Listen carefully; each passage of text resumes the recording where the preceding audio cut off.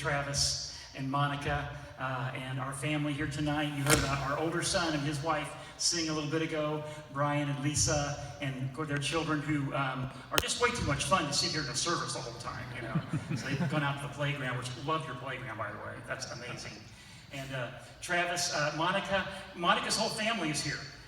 So Travis has all this love from our side of the family, from Monica's side of the family, and so we just, you know, it's incredible to have everybody together supporting him and encouraging him on this day. You know, there's really really read that little passage from 2 Timothy chapter 1 and talked about the legacy of faith that has run through Timothy's life. Timothy, of course, is a letter written by the Apostle Paul, and the Apostle Paul wrote to him as his spiritual son. Those whom we had the privilege to lead to Christ become our spiritual sons and daughters. And so Paul had led Timothy to Christ, and Timothy was now pastoring. And as a pastor, Paul wrote him 2 letters to encourage him.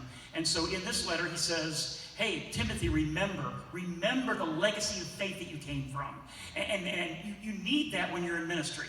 You need that when you go through many years of working, you know, in the ministry, working in the church, you know, dealing with all kinds of different situations, all kinds of different people. You know, I mean, the church is supposed to be messy, folks, right? The church is supposed to be messy, all right? You know, perfect people shouldn't apply to the church, all right? If you're perfect, you don't belong here, all right? You ought to already be in heaven, because that's the only place perfect people belong, is in heaven, right? So you know, in ministry, as a pastor, you deal with a lot of imperfect people. And the thing is, as pastors, you're seen as sort of a spiritual father.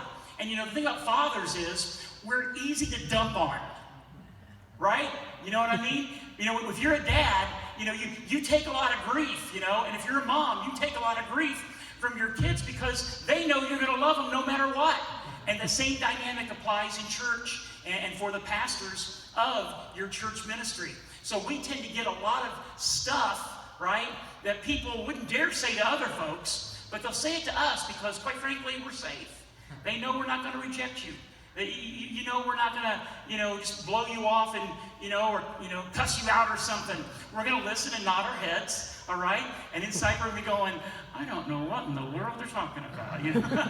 But we're going to keep smiling, and we're going to work through it because you know why? Because we love you. We're called to love the churches that we are called to serve. We're called to love the people of the churches that we're called to serve. And Travis has a huge, huge heart to love.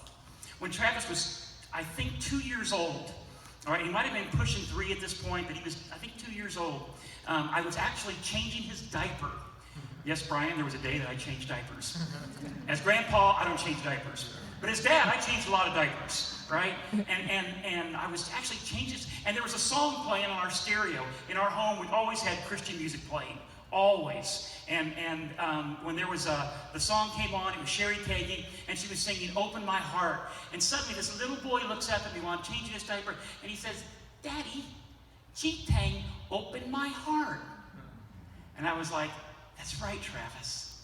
She's saying, open my heart to Jesus. Travis, always keep your heart open to Jesus.